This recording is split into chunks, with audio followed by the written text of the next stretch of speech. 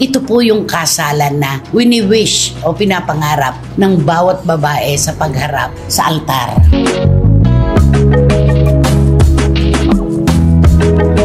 Ang dami-dami pong isyong lumalabas ngayon tungkol sa ina ni Zainab, di ba? Oo, hinahanap ang nanay niya. Bakit daw noon naghihirap sila? Walang-wala pa sila. Walang-wala sila, walang amang nasa tabi. Pero ngayon nakarangya na ang buhay niya at talagang napakayaman niya na yung nanay niya naman ang wala.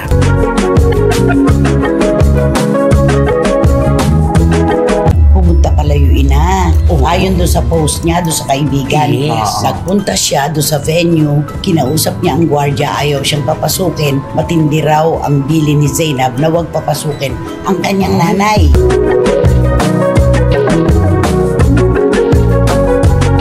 Lumalabas, wala siyang utang na loob. Yun. Wala kang utang na loob sa magulang mo, baka mamaya itong ipinakipaglaban mo ito, mawala rin sa'yo.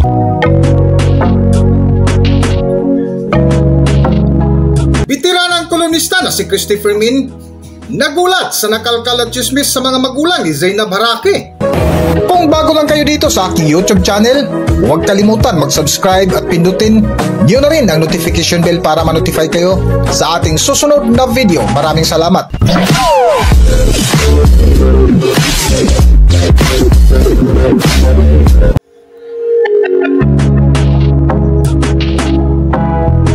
Mainit pa rin na pinag-uusapan hanggang ngayon sa mundo ng social media ang record-breaking na pinakabongga na kasalan ngayong taon ni na Zainab Harake at ang basketballistang si Ray Parks. Sa vlog nga ni Nanay Christopher Min kahapon June 16, 2025 ay isa ito sa kanilang pinakamainit na topic na kung saan sang kontrobersya ang kanilang tinalakay tungkol sa ina ni Zainab Harake. Una na po naming ilalatag sa inyo kung ang kasal po ni na Bobby Ray Parks at Zainab Harake ang pagbabasihan. Ito po yung kasalan na wini-wish o pinapangarap ng bawat babae sa pagharap sa altar.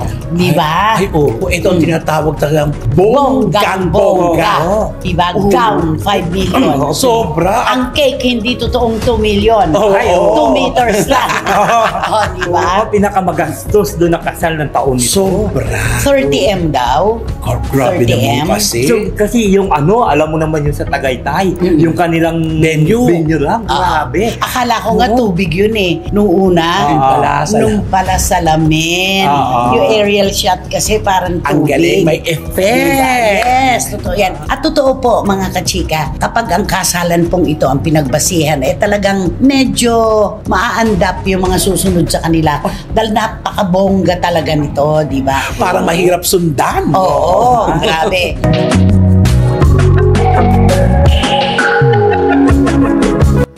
Sa patuloy nga ng paksa ni Nanay Christopher Min ay binahagi nila ang ilan sa mga nakalkal na kwento ukol sa ina ni Zainab na sa simulat sa pool ng kanilang paghihirap bago kuminang ang pangalan ni Zainab Harake sa mundo ng social media ay kasama ang ina sa hirap at ginhawa. Ngunit ito ang natuklasan ni Nanay Christopher Min. Pero kung ito rin naman po ay kasalan na talagang bonggang-bongga, bakit nauuso ngayon yung kapag kasal nagiging kontrobersyal? Oo. Kasi nga, yung mga inaasahan na dapat na naroroon.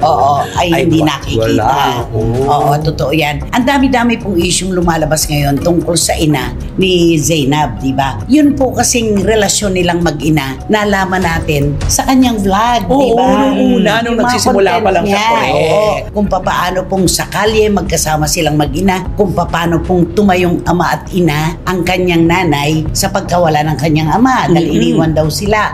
Kung paano pong ang daming digmaan ng buhay na kanilang nilabanan at napanalunan. Na silang dalawang mag-ina. Yun. Silang dalawang mag-ina ang laging magkasama at tunay na magkasama pero sa pinakamahalagang pagtitipon at okasyon. Kasi sa babae, di ba, isa yun yung pagpapakasal. Ito talaga pinakamahalaga. Ito talaga yung number one talaga pag number one talaga. Hahanapin talaga ang magulang. Yes. Dumating ang ama, wala ang kanyang ina. Ano ngayon ang lumalabas? Anong sabi ng ating mga kababayan? Naku, hinahanap ang nanay niya. Bakit daw noon naghihirap sila? Walang-wala pa sila. Walang-wala sila, walang amang nasa tabi. Pero ngayon nakarangya na ang buhay niya at talagang napakayaman niya na yung nanay niya naman ang wala. Lumalabas, wala siyang utang na loob. Yun ang laging naman ganon, automatic yung naiisipin ng Pilipino, ano ba yan? Ba't wala ang nanay? Ang buong akala ko nga magkasama sila sa hirap. Dapat magkasama rin sila sa ginhawa. Sa ginhawa. Dapat ganun. Oo, at saka napaka-remarkable po ng pagpapakasal ng anak. Ang bawat magulang talaga, yan yung isa sa pinakamaligayang punto ng kanilang buhay. Kaya gusto nila ay kasama sila sa okasyon. Diba? Yun, binubutasan po ngayon si Zainab na, oo, ang garbo-garbo ng kasal mo, pero nasaan ang nanay mo? Ang ganda nung kwento kasi dahil pumunta pala yung ina. Ayon doon sa post niya, doon sa kaibigan. Yes. Nagpunta siya doon sa venue, kinausap niya ang gwardiya, ayaw siyang papasukin. Kinausap niya yung namamahala, ayaw pa rin siyang papasukin. Nung coordinator na mismo, nung kasalan, matindi raw ang bili ni Zainab na huwag papasukin ang kanyang nanay. So, ang ibig sabihin talaga na prior to that, meron talaga silang hindi matinding problema. Pero alam mo, lumalabas yung video ngayon na nagpunta sila ni Bobby Ray Parks doon sa bahay ng ina at iniimbitahan nila sa kasal. Kaya parang sila pa nagtatanong ngayon kung ba't di dumating. Bakit ganun ang sabi ng Codilla, you are not invited? Kasi di ba, hindi mahigpit may pinagbilin na hindi papasukin. Meron kasing kwento na matindi raw yung problema ng mag-ina dahil una, mukhang ayaw kay Bobby Ray Parks nung nanay. At alam naman natin ang ikakasal. Siya ang reyna ng okasyon.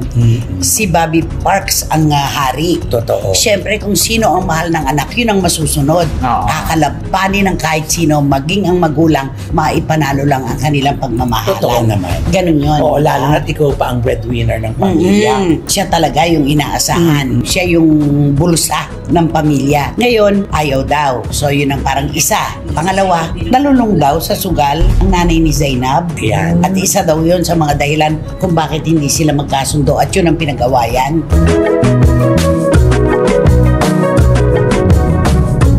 Dugtunga sa talakayan ni Nanay Christopher Min ay napasingit sa usapan ang isa nitong kasama na si Romel Chica na sa ganitong okasyon na minsanan lang mangyari sa ating buhay ay dapat isantabi na muna ang problema kung sakali may hidwaan man ang mag-ina. Nakakalungkot lang dahil, di ba, alam naman natin, di ba, kahit anong pa sanang dahilan, di ba, pwede naman isang tabi para sa okasyong ito na makumplet minsan lang to. Ang birthday kasi nauulit yan, pero itong kasal, hindi na ito mauulit. Kahit na mag-asawa pa siya ulit, di ba, hindi na ito ganun Sa sa panunumbat kay Zainab Barake, pati yung verso sa Biblia nandoon, na ang mga anak na mapagmahal sa magulang ay magkakaroon ng mahabang buhay at magtatagumpay. Nakalagay yun. Kaya lumalabas, wala kang utang na loob sa magulang mo, baka mamaya itong ipinakipaglaban mo ito, mawala rin sa'yo. Yun ang nakakatakot. Yun ang nakakatakot. Talagang may may balik yan eh. Parang may sumpa. May sumpa. Siyempre, alam mo, siyempre pagka nanay ang kalaban mo, di ba? Iba ang nanay eh. Siyempre, ang nanay, dinala ka ng 6 na buwan. Pero premature. Baka premature. Premature. Siyam na buwan, di ba? Pagkatapos, di ba, hirap na hirap ang nanay mo. Pinalaki ka. At saka lagi natin sinasabi, di ba, mararanasan mo din yan kung ano. At kapag ina na siya, may mga anak na siya bago pa itong kasal na ito. May 2 anak siya, diba? Malalaman niya, kalaunan, kung ano ang saloobin ng isang ina kapag lumaki na ang kanyang mga anak at nagkaroon na rin ng mga ganitong sitwasyon ng pagtatalo. Totoo. Diba? Alam mo, sabi nga ng isang kaibigan ko, kung si Zainab Barake kinalimutan pansamantala yung problema at pinabayaan na makapasok ang ina at naroon, hindi man sumama doon sa mismong entourage. Basta't nandoon ay kumpleto na, diba? Siguro sabi niya, ito yung bata na bibigyan natin ng upuan sa ating tabi. Tama. Ito yung bata na pupurihin natin dahil sa pagiging marespeto at mapagmahal sa kanyang magulang. Yung ama, yun ang sinasabi niya na nang iwan sa kanila, kaya naghirap silang mag-ina ng mga kapatid niya, diba? Parang nabaligtad niya yun. At saka meron pang kwento, di ba, na binila niya doon magarang sapatos, damit, pinagawaan, pero ano ang nangyari? Ba't hindi niya pinapunta? At saka yung you are not invited na sinabi nung coordinator, napakasakit nun. Kasal ng anak mo, tapos hindi ka imbitado. Pero alam mo, pag tiningnan mo si Zainab, pagkaganda-ganda, ang saya-saya, parang kanya ang mundo ng mga oras na yun. Oo, nakita mo sa comments, parang wala namang nangyayari. Parang hindi naman napiktado sa silap na wala pala ang kanyang ina. Oo. Kasi Parang pa lang. nakapokus kasi dun sa gastos eh. Yung mga comment eh. Diba, sabi, grabe naman yung kasal na yan. Bakit ginaswa na ganun kalaki?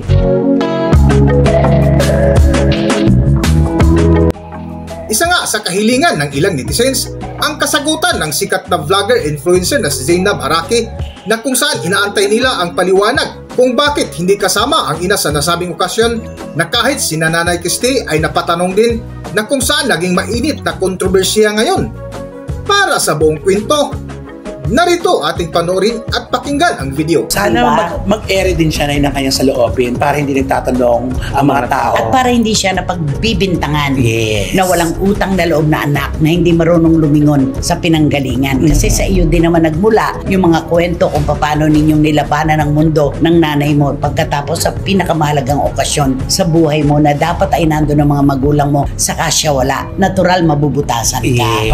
Dapat meron ding vlog na lalabas na hindi ka naman namin pinipilit na magpaliwanag pero siguro utang na loob mo sa sarili mo Ay, yon totoo. para naman magkaroon ka ng peace of mind, di ba? Yes. At saka, na hindi ka pinagbibintangan. At hindi niya nililiwanag ito. Naku, marami siyang marinig na mga bad comment. Ay, oo, maraming bad Tungtong ito. Alam mo sa ganito kasing usapin, ang laging hinihintay ng marami, kapag usapin ng utang na loob, ang pinag-usapan, karma. Yun ang talagang Yun ang hinihintay. lagi. Yun lagi ang talagang kasunod ng mga walang ano. Pero dapat po ay balansihin natin. Baka naman may dahilan na malalim din si Zainab Haraki. Kaya yung kanyang ina ay pinagdamutan ng pagkakataon na makasama sa kasal niya. Pwede. Pwedeng gano'n eh, di ba? Kasi sila lang talaga ang nakakaalam nito. Bakit gano'n lang kalalim ang kanilang pinag-aawayan? Napakabongga ng kasalan. Oo, pero Grabe. ang ganda ng kasal mo. Naiaano sa'yo, naipambabash. Oo. Alam mo, mahirap ito pag ikaw sikat ka, tapos kinasal ka sa taon din ito. Naku, mahirap habulin yung gastos nila. Ay, talagang mahirap. Mahirap Diba? talaga. Nakita mo naman kung gaano kabongga. Sobra. At hindi ito artista. Oo, hindi artista. Hindi artista. Oo. Vlogger siya. Influencer. Siya ay isang influencer na napakamatagumpay. Sobra. Kaya talagang Michael Cinco, 5 million. Oo. Kanyang gown. Eh, malala. Iba.